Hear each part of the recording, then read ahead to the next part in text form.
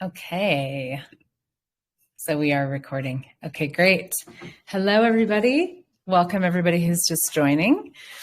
This is the beginning of a book.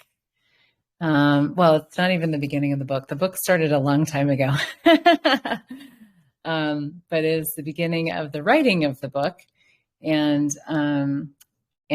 also a really special conversation that I'm so excited to be having. So about bodies and body show me, which is really it's in a way it's a tool that I've used to change a lot of things with my body since finding access consciousness, and also actually even before. Let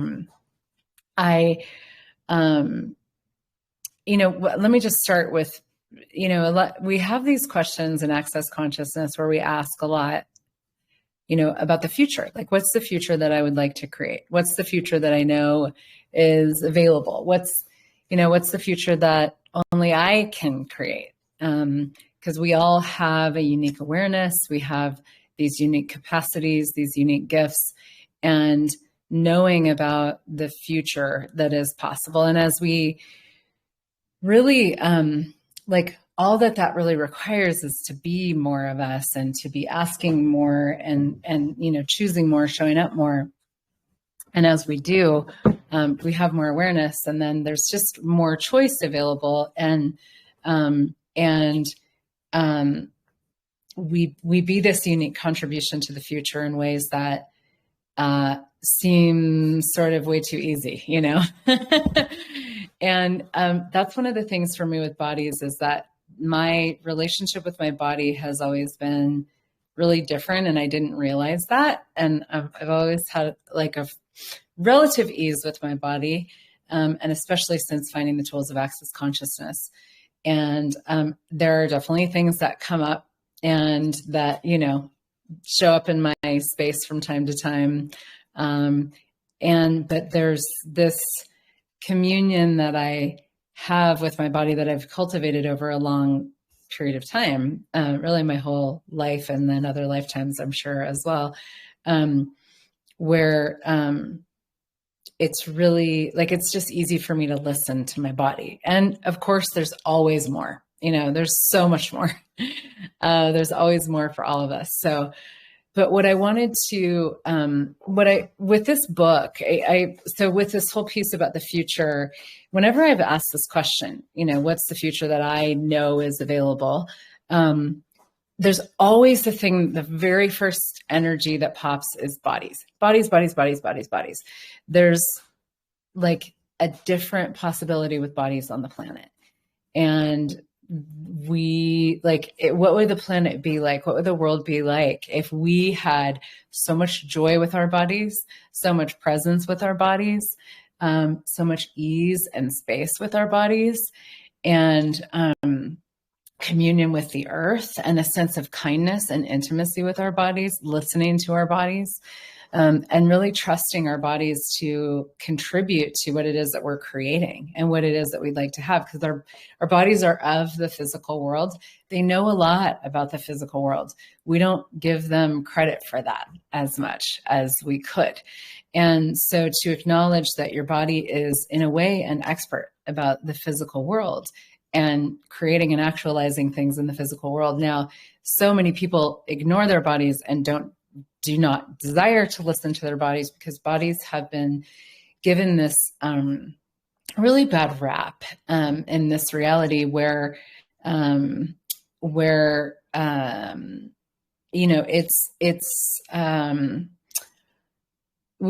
just sort of not to be trusted, and a lot of that comes from, religious underpinnings where, as society and culture has evolved, there's been, these ways where all these refined judgments, which are judgments that they're still very much judgments, but they seem like they're not judgments because they have this sense of refinement to them, right? They're very carefully crafted, right? and lots of refined judgments about, well, our bodies, if just left to their own devices, they would be, totally hedonistic, which of course, according to religious, beliefs is a bad thing. Or our bodies would be out of control, or we would never stop eating. We would never stop having sex. We would never, if you left it up to your body, it would just be like animal instinct, basically. But that's not actually true. That's the judgment that's been put on bodies that has been part of what's indoctrinated us into medical culture and control over bodies and control of bodies, and just the point of view that they need to be controlled, period, rather than allowing our bodies to lead as the experts on themselves that they are and the brilliance that they are. And so this is really what I want to write this book about. Is part of it is my story, and part of it is it's my story, but also like really, really sharing the tools that I've used to create something really different with my body in so many ways. And so this video today, I wanted to sort of do the foreword of the book in a way. I'm doing a class called Body Show Me that I've done it many times before. It's kind of usually it's been a higher end, kind of very small group, very intimate class. And we're changing it. And this time it's open to everybody. It's $250. It's a lot less expensive. And basically we're inviting you all and your bodies to come and contribute to the creation of the book. And so the conversations, the calls will be transcribed. They will be, developed into the content for the book. So you get to participate, you and your body get to bring, what your questions, your wisdom, some healing conversations to the creation of this book. And I'm asking the book to really show us what it would like to be through the conversations, and for the bodies that would like to contribute to be there. So you are invited and welcome to come. We start on Monday. And so the calls are going to be, I'm going to, weave my story through a lot of it, and all of these tools that I've used, and kind of lots of different things that I've used, including other modalities outside of Access Consciousness. But I wanted to write the foreword I wanted to start with the foreword to the book as a little taste for you all to, some of you guys have already jumped in and you're going to be on the calls, which I'm really happy about. And, if you're curious, or you and your body would like to come and play, you can get a little taste. And so I want to start with just sort of the beginning of my story. And this is something that I really haven't talked about until recently. And one of the reasons that it's come up for me as something to start to share in a more formal way as a book is because of the war on bodies that's going on right now on the planet. There is definitely a war on bodies that is being done by the pharmaceutical industry and by governments, and also, really, really rooted in financial gain and financial structures, economic structures, government structures that are basically like invalidating the capacities of our bodies to evolve, to heal, like just the evolution of our bodies. Our bodies actually know how to evolve, and I remember looking at this as a kid and being like, why do we think that we're done with evolution? When I learned about evolution, I was like, so now we're done? Like, if you study evolution, you know that it's a constantly occurring thing, and we're not the perfection of nature. Earth is not the world is not the perfection of nature. There is no such thing. And evolution continues to occur all the time. And our bodies are part of that. And our bodies actually know so much about that could never be cognitized, that could never be put into words, that could never be put into constructs, because our bodies are way more intelligent than our minds, contrary to popular belief. So there's this war on evolution, and the evolutionary intelligence of our bodies that has gotten me really into a place where I'm like, okay, what do I know about this? And what do I have to contribute to this? And what different future is possible and available here, that we can, I can start to like speak to and play with and share and, create with other people. And I actually, my body is, so the premise that I also want to start with is that our bodies are organisms of consciousness, and they were actually created in this split-second moment of pure, like total consciousness when we chose to have these bodies, where like the molecular structure and the energetic reality of your body is consciousness. And so you have this incredible facilitator right here. And it's with you all the time. And it's, you like, it's like this incredible facilitator of consciousness that you never are without, but you're without it when you function from the neck up and you ignore it. Right. And so here's this incredible creature, this incredible organism of consciousness that your body is, with its own consciousness, its own wisdom, its own knowing, its own evolutionary impulses, its own like journey, and engagement with the earth and engagement with nature and engagement with the universe that is so incomprehensible to our minds that we don't, it's so incomprehensible that we don't pay attention, but it's this incredible resource that you have right here. It's an incredible, incredible resource that you have. And so part of what I really would like to see in the world is that people knowing that and actually choosing that and having more of a sense of communion and trusting of their bodies and intimacy with their bodies from that space, because you can lean into like allowing your body to lead if you actually know that to be, if that's true for you and that to be true, then creates a completely different reality. And one of the things that occurred for me, so I was always like, I basically came out of the womb dancing. My mom had to lie about my age when I was 2 and I wanted to take ballet classes and I had to be 3. And she told the teacher that I was 3. Thanks, Mom. And because I needed to move, I needed to dance, and I danced my whole life. Lots of different things. I did ballet for 16 years. I taught a dance form called Nia for 13 years, was a body-centered psychotherapist, a movement therapist for a long time. I was a diver in high school. I was a cheerleader. I, did all kinds of things, and now I'm a figure skater. So all these, always really enjoyed moving my body, using my body, yoga, dance, all these different things. Right.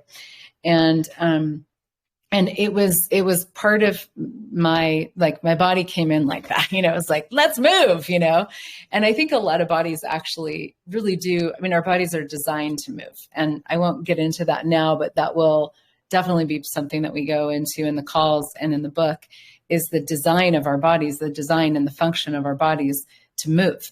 And when we don't listen to that, we don't honor that, we really do a disservice to our bodies and to our lives, because it can affect everything.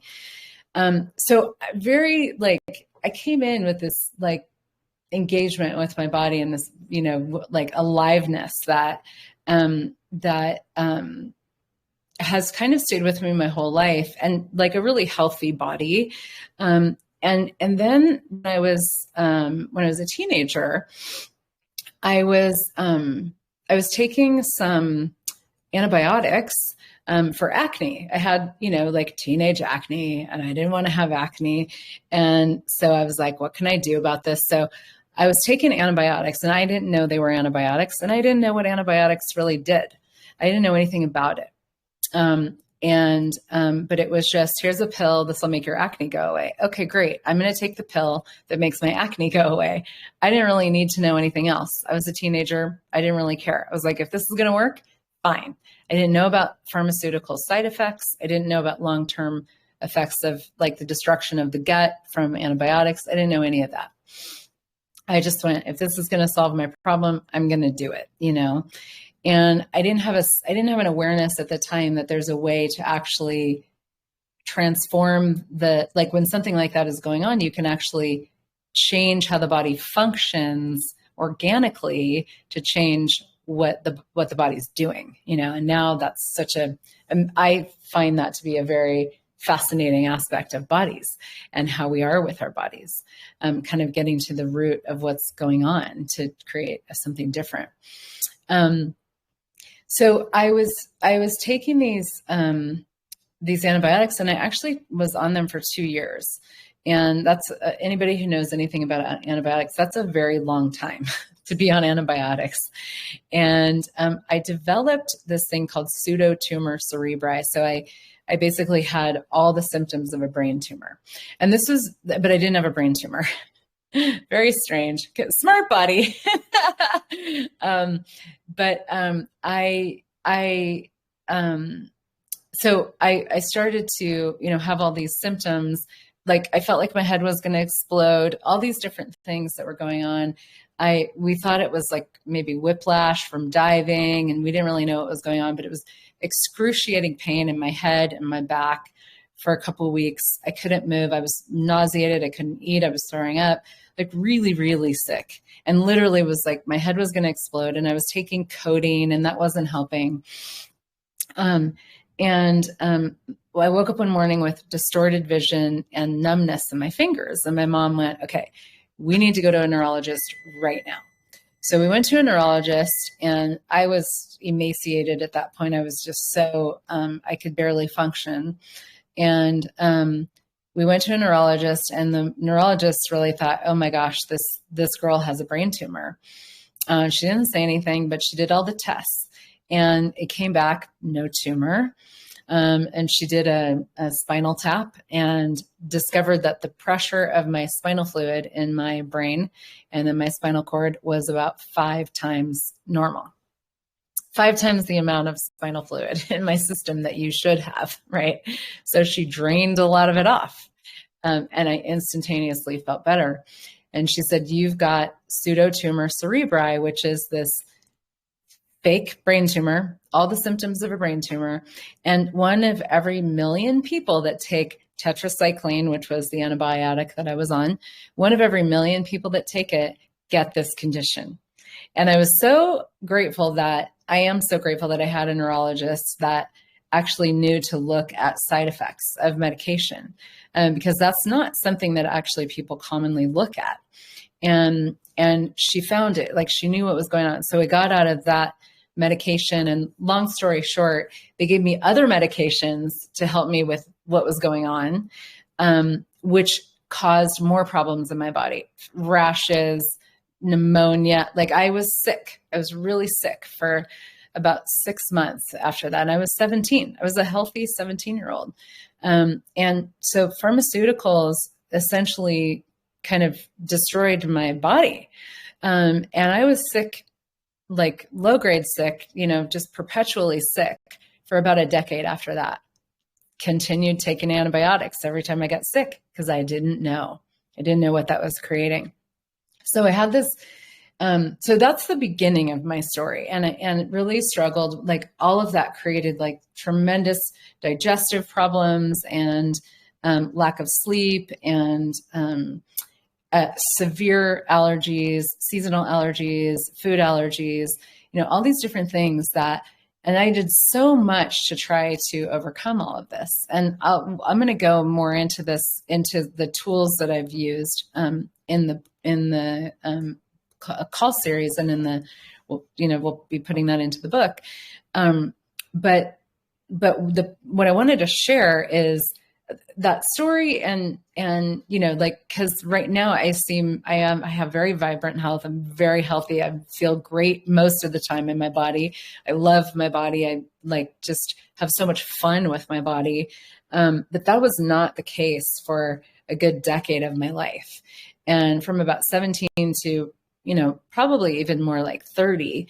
And then in my 30s, it was like trying to once I started to understand what I had created with all the medications, then it was, I need to heal this, colonics, acupuncture, cleanses, naturopathy, homeopathy, all these different things that I did that helped somewhat. They helped to rebuild things somewhat.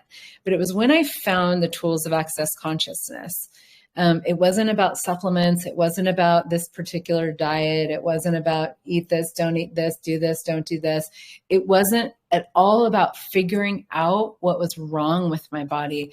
It was about turning it on its head and listening and going, okay, body, what do you desire right now? Oh, you desire broccoli. Oh, you desire Coca-Cola. Oh, you desire, chocolate or no food for a few days, or, or maybe it's a supplement, or maybe it's, different types. Like there's so many different types of energy work that we do in Access. And so all of like really starting to thrive on what it is that my body was asking for and really listen to it. And since then, it's all gone away. All the health issues that I had for a good 2 decades, it's gone. It's completely gone. And I'm 50 years old and my body is healthier than it's ever been. And I really do have the point of view that my body gets greater every day. And that's actually possible for us. And that's one of the things that I really would like to invite people into with this conversation, with the book. This Body Show Me, the calls that we're doing starting on Monday. The subtitle is, what are you capable of? Body, show me what you are capable of. And there's a level of intimacy that we have to get to with our bodies, and a level of vulnerability of being willing to let go of needing to control our bodies, and actually like go, okay, body, what you got? Like, I'm here, I'm here. I'm willing to listen. I'm willing to follow. I'm willing to, to go on this adventure with you. Because that, and what I've seen is that has been the most dynamic, the most effective, and the most elegant and fast way of healing my body. And I don't get sick ever anymore. I haven't really been sick in a decade. I mean, I just don't get sick. My body changes and it goes through different kind of mutations. But I always see that as like, my body is evolving. My body is part of evolution of bodies on the planet. Our bodies can be part of the evolution of bodies on the planet. They are. Now, how much do you regard your body that way? How much do you listen to your body in that way?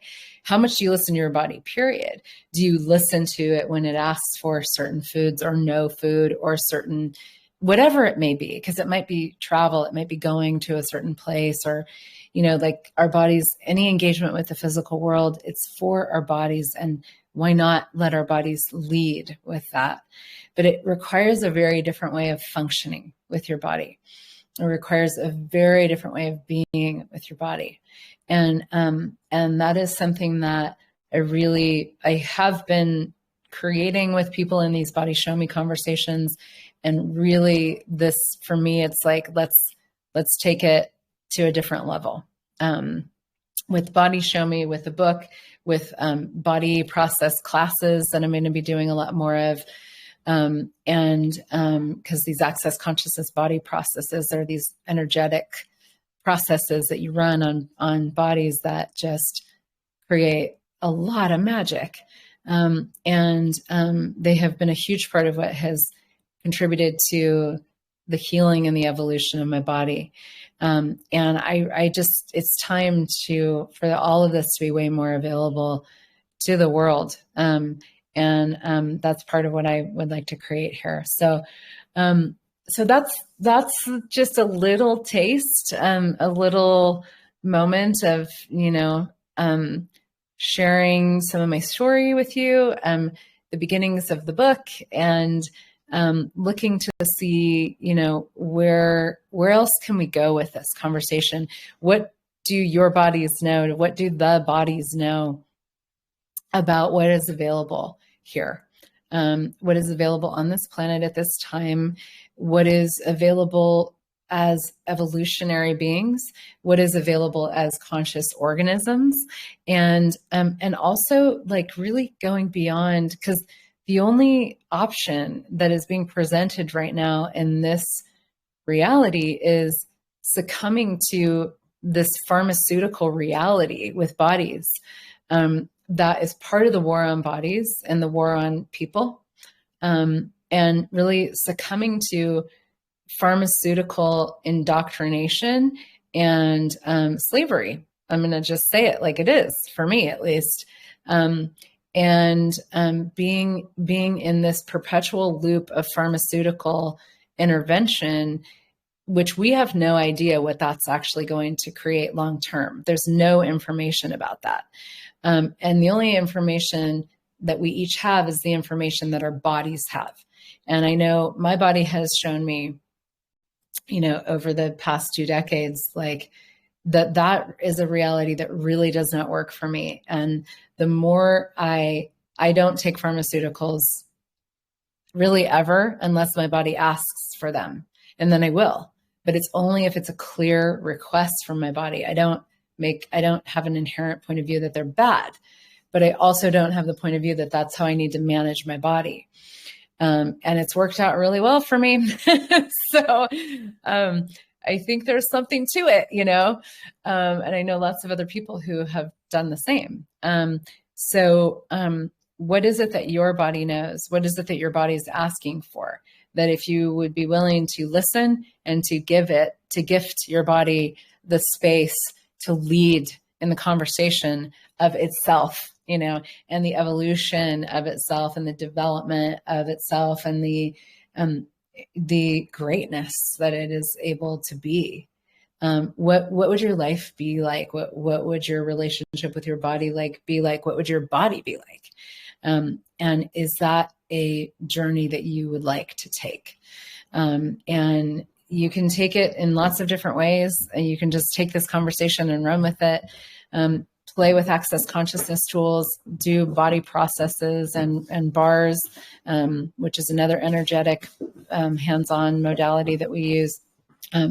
You can come and play in the Body Show Me class, be part of the creation of the book.